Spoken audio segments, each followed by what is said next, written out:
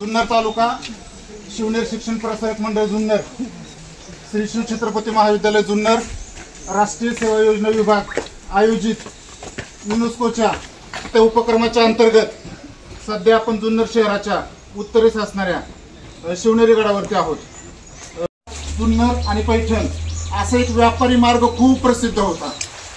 तर त्या व्यापारी मार्गाचं संरक्षण करण्याच्या हेतूने काही गड किल्ले आपल्या परिसरात बांधले गेलेले आहेत.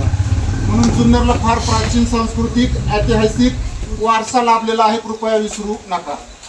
म्हणजे अगदी शकांचे राजे जे होते महपान, त्यांची राजधानी जुन्नर होती आणि हे शक इसवी सन पूर्व या कालखंडामधील आहेत. तर तेव्हापासून आपल्या जुन्नरला प्रचंड ऐतिहासिक भौगोलिक सांस्कृतिक वारसा लाभलेला आहे. तर अशा जुन्नर शहरातल्या असलेल्या गडाकडे आता आपण जाऊया. त्या शिवनेरी गडाकडे घेऊन जातो. गडाकडे घेऊन जाण्यापूर्वी ही संख्या आहे गड किल्ल्यांची, आणि ह्या गड किल्ल्यांचे 3 मुख्य प्रकार आहेत. एक गिरिदुर्ग, जलदुर्ग आणि तिसरा मला वाटतं भुईकोट. या 3 प्रकारांमध्ये ते मोडतात. पहा आता गिरी आर्यन किल्ले असतील ते सर्व त्या गिरिदुर्गामध्ये मोडतील.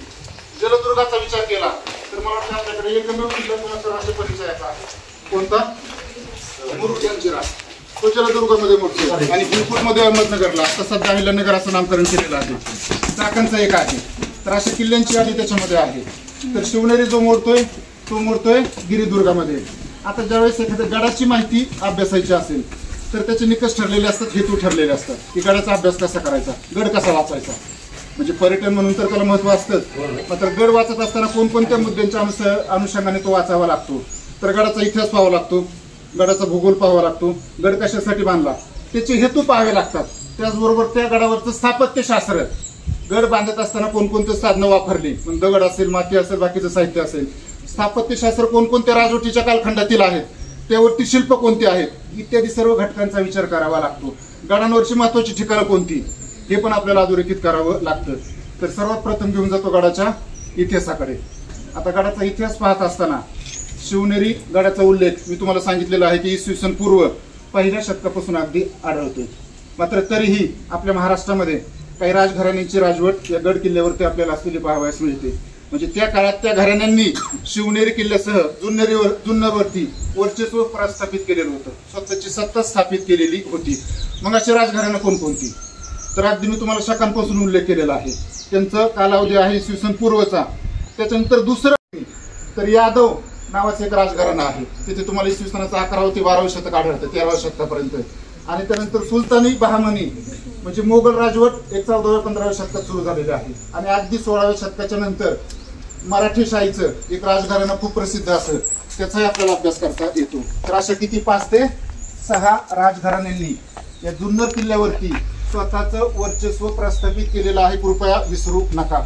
आता हे वर्चस्व प्रस्थापित करत असताना सर्वात फेमस जे राजघराणं झालं, ज्यांनी अखंड हिंदुस्थानभर किंवा अखंड भारतभर आपल्या सत्तेचा डंका त्या ठिकाणी पेटवला किंवा अखंड रयतेचं त्या ठिकाणी संरक्षण केलं, तर ते राजघराणं तुम्हाला सर्वांना माहिती आहे, भोसले राजघराणं. आणि त्या भोसले राजघराण्यामधील आपले छत्रपती शिवाजी महाराज यांचं जन्मस्थान म्हणून पण शिवनेरी गड किंवा किल्ला खूप प्रसिद्ध आहे. महाराष्ट्रात चुकून सुद्धा असा एकही माणूस तुम्हाला सापडणार नाही की ज्याला शिवनेरी माहिती नाही. आणि शिवनेरीचा उल्लेख प्रामुख्याने छत्रपती शिवाजी महाराजांचं जन्मस्थळ असा केला जातोय. आता छत्रपती शिवाजी महाराजांच्या जन्माची तारीख जर तुम्ही पाहिली तर वार होता शुक्रवार 19 फेब्रुवारी 1630 असं ते वर्ष होतं. तर त्यासाठी हा गड किल्ला खूप फेमस आहे. मात्र आता गड किल्ला पाहत असताना याचा हेतू काय होता, म्हणजे हा गड किल्ला का बांधला गेला, कोणत्या राजघराण्याच्या काळामध्ये याला गड किल्ल्याचं स्वरूप आलं. तर प्रामुख्याने यादवांच्या राजघराणं इसवी सनाचं 11वे ते 13वे शतक, तिथून पुढे याला खरं गडाचं स्वरूप प्राप्त झालेलं होतं.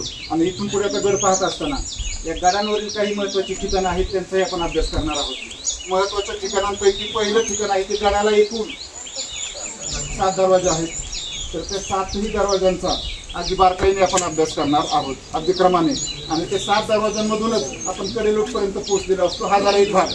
दुसऱ्या भागात तुमचा महादरवाजा, त्याची सर्व माहिती त्या ठिकाणी दिलेली असते, तुम्हाला ती वाचता येईल. मात्र वाचण्यापूर्वी मी वारंवार सांगतोय की बेसॉल्ट खडकापासून बनवलेला हा पहिला त्याची सुरुवात होते.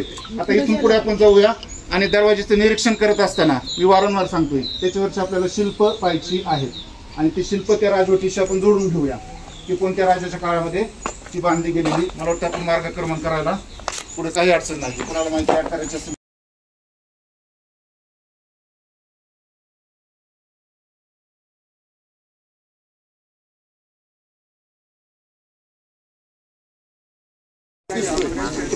सिंहाच्या पायामध्ये घोडा नाही, हत्तीचा आहे.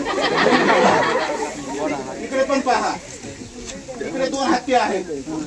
या इकडे हत्ती दिसत आहेत का 2?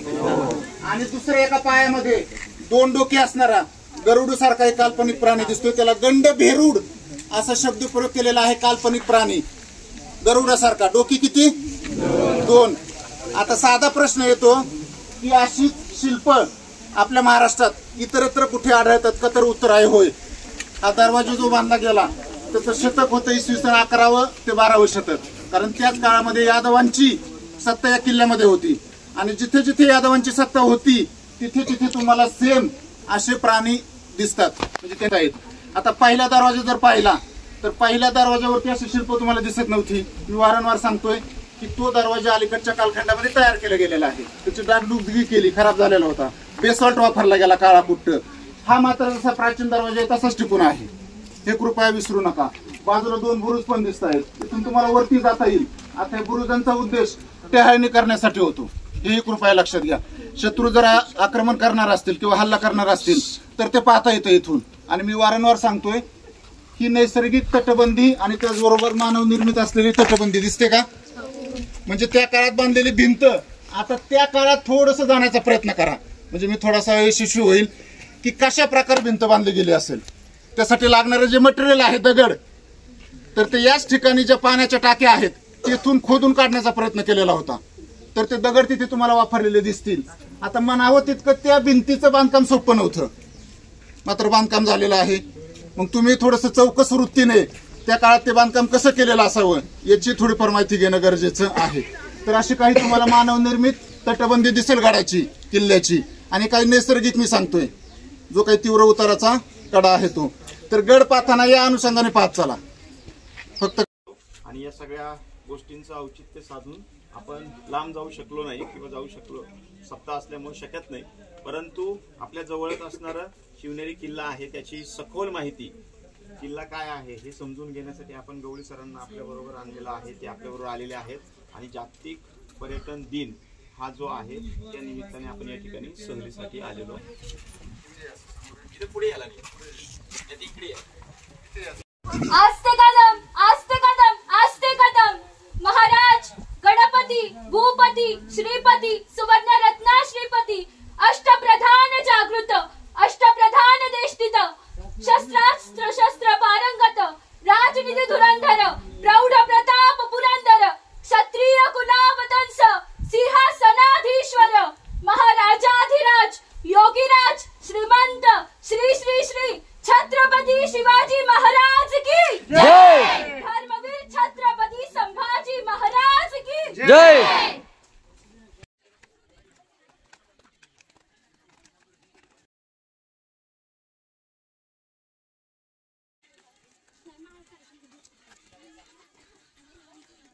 स्वतःला दंड लावत होते आणि बाहेर आम्हाला प्रॉब्लेम मी जास्त राहिला, दुसऱ्या दिवशी खाली जाणार आहे. त्यामुळे मला थोडं माहिती की आम्हाला माणसं कमी आहेत, आम्हाला काही प्रॉब्लेम नाही.